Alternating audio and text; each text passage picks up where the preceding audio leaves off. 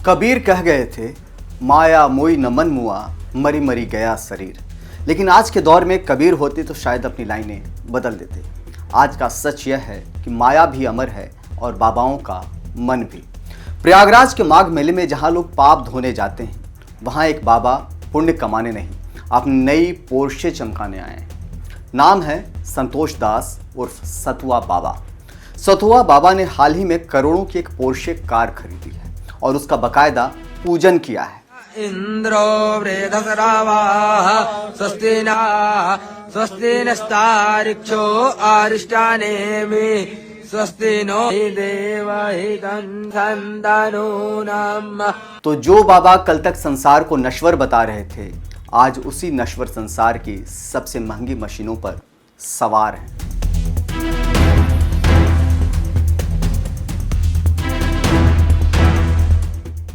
संतोष दास उर्फ सतुआ बाबा माघ मेले के सबसे चर्चित और महंगे बाबा। इनके लिए रास्ता धूल भरा नहीं होता क्योंकि ये प्राइवेट प्लेन से उड़ते हैं। इनके लिए सड़क का गड्ढा मायने नहीं रखता क्योंकि इनके पास लग्जरी गाड़ियों का पूरा काफिला है। हाल ही में जब बाबा ने अपनी नई पोर्शे का पूजन किया तो देखने वालों की आंखें फटी की फटी रह गई। जिस धर्म में संत का अर्थ सादगी और अपरिग्रह यानी संग्रह न करने वाला होता था, वहां ब्रांड्स की होड़ मची है। सवाल यह कि जिस गुरु का पैर जमीन पर नहीं पड़ता, वो जमीन से जुड़े भक्तों का दुख क्या खाक समझेगा। बात सिर्फ एक गाड़ी की नहीं है, बात उस विचार की है। भारत में संन्यास का अर्थ था त्याग। बुद्ध ने महल छोड़ा था, महावीर ने वस्त्र छोड़े थे, लेकिन आज के आधुनिक संत महल को ही पहियों पर लेकर चल रहे हैं।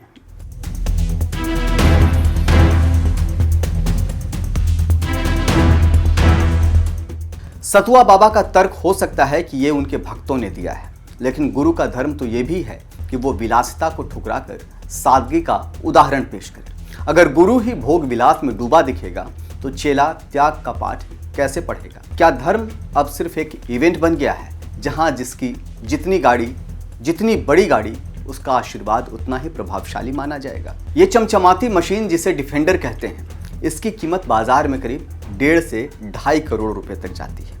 यह भी सतुआ बाबा के पास है, मतलब पोर्शे से लेकर डिफेंडर तक। और बाबा जब घूमते इतनी महंगी गाड़ियों से हैं तो रहते कैसे होंगे, आप अंदाजा लगा सकते हैं।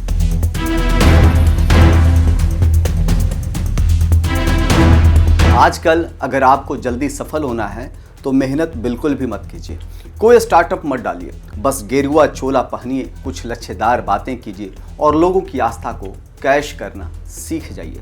सतुआ बाबा की ये चमचमाती गाड़ियां चीख चीख कर कह रही हैं कि आज के दौर में ढोंग सबसे बड़ा बिजनेस बन चुका है।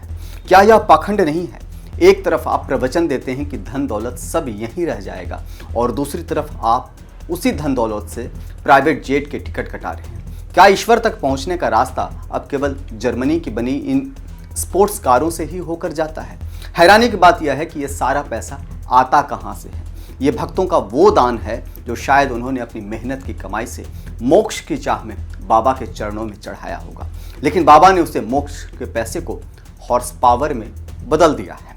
माघ मेले में आए लाखों श्रद्धालु कड़कड़ाती ठंड में जमीन पर सोते हैं और उनके आराध्य सतुआ बाबा करोड़ों की गाड़ी में हीटर ऑन करके निकलते हैं। क्या यह उन मासूम भक्तों की आस्था का अपमान नहीं है, या फिर भक्तों को भी अब वही बाबा पसंद हैं जिनके पास ज्यादा ग्लैमर है। धर्म अब साधना नहीं प्रदर्शन बन गया है।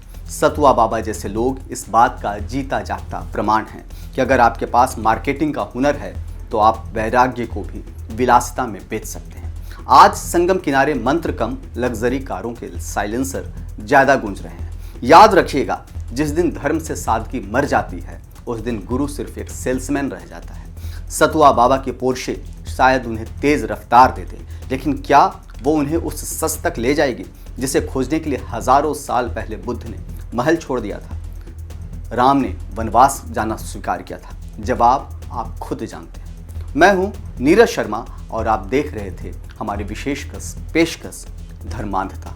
कैसा लगा ये वीडियो आप हमें ज़रूर बताइएगा। अगर आपके पास भी कोई सवाल कोई सुझाव तो वो आप हमारे साथ शेयर कर सकते हैं। तब तक के लिए जय हिंद, जय भारत, जय उत्तर प्रदेश।